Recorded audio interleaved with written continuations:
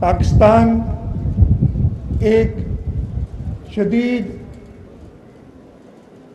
बहरान से गुजर रहा है और इसमें ख़ास तौर पे जो दहशत गर्दी है उससे मुकाबले के लिए जो हमारी पुलिस जो कि फ्रंट लाइन में रहती है और उसके साथ साथ पाकिस्तान रेंजर्स और पाकिस्तान आर्मी उनके जवान उन्होंने एक कलीदी किरदार अदा किया है दहशतगर्दों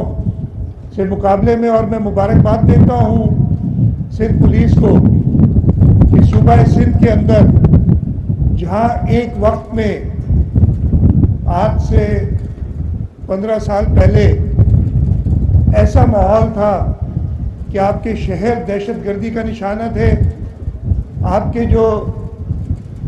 देही इलाके हैं उसके अंदर कॉन्वॉय सिस्टम हुआ करता था, लेकिन पुलिस ने और बाकी हमारे इदारों ने तनदेही से काम करते हुए अपनी जानों का नजराना देते हुए इस सूबे में और इस मुल्क में दहशतगर्दी का तकरीबन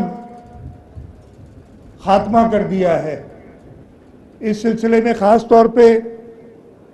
मैं पिछले कुछ सालों का जिक्र करूंगा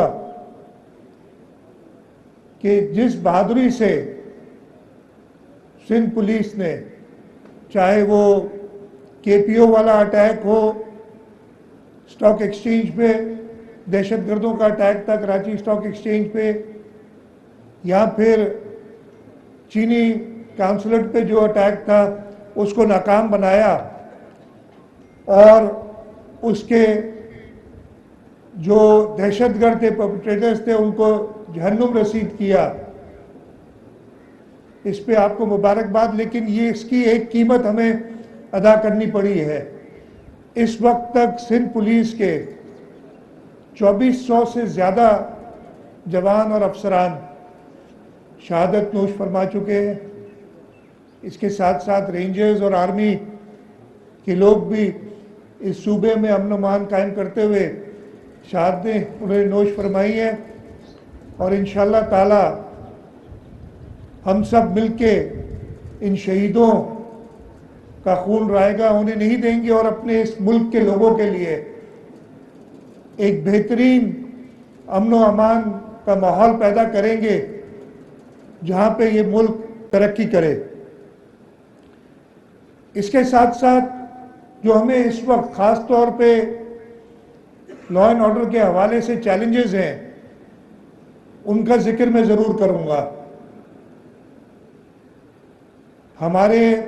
कच्चे के इलाकों में ख़ास तौर पे जो नॉर्दर्न डिस्ट्रिक्ट से आज सुबह भी मेरी आईजी साहब से बात हो रही थी।